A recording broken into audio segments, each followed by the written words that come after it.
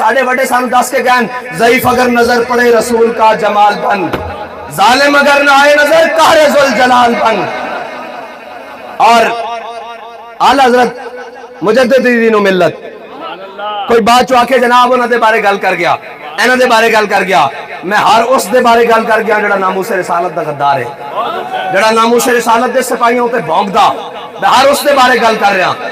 ہر اس دے بارے اس کو کوئی غلط فہمی ہوئے دور دور کتے ہو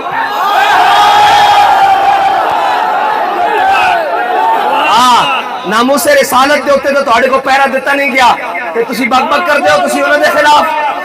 تہاڈی اوقات کی ہے تانوں جناب وہ تو تسی ایک ڈی سی اور اے سی ویکھ کے ایک ایس ایچ او ویکھ کے تہاڈی پینٹاں جناب تہاڈے کپڑے جھلوار گلی ہو رہی سن تے تسی اج بھونکو انہاں نوں جنہاں نے نہ سر جھکا کے جیے نہ منہ چھپا کے، جنہاں جناب تختہ دار بھی سامنے ویکھ کے کیا کہ اوے ساری گلاں ہو سکدیاں حضور نال بے وفائی نہیں ہو سکدی،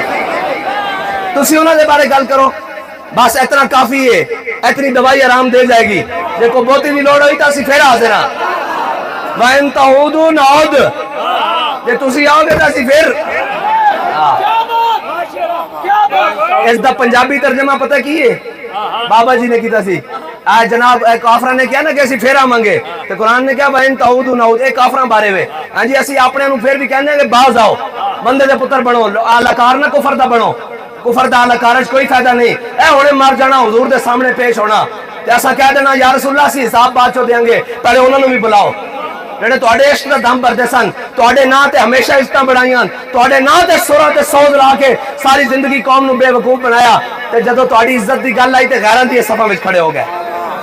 ہاں جی اسی کہاں گے یا رسول اللہ پہلے انہاں دا حساب کرو ساڈے سامنے، پھر اسی دینا بابا جی دس کے گئے ذرا رک جاؤ ہنے او آ جاندا، جے او آ گیا تے میں دس دیاں گا۔ ہاں جی اور اس دا قرآن آیت ہے نا وَإِن تَعُودُوا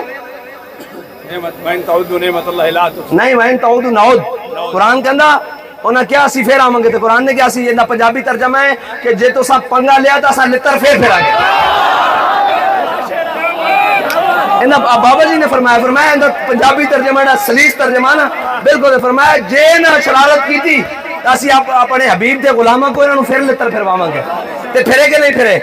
انہاں بدر شرارت کی تھی تے حضور دے غلاماں لتر پھرے کہ نہیں پھرے، انہاں احد کی تھی حضور دے غلاماں پھر پھرے، انہاں خندق کی تھی حضور دے غلاماں پھر پھرے، انہاں مراسل کی تھی حضور دے غلاماں پھر پھرے، انہاں مستلق کی تھی حضور دے غلاماں پھر پھرے، انہاں تبوک کی تھی حضور دے غلاماں پھر پھرے، انہاں یرموک کی تھی حضور دے غلاماں پھر پھرے۔ اسلام تا بڑی ڈاڈی گل کرن دا قائل ہے، جڑے حالت وچ بھی ہوئے حضرت سمیہ نو جناب دو ٹوٹے کر دیتے ابو جہل نے این کر کے ایک لات ایس اٹھ نال بنائی تے ایک لات دو جناب وچ چیر کے رکھ دیتا، ہاں این ادھر ایک چلا دیتا ایک مشرق وال ایک مغرب وال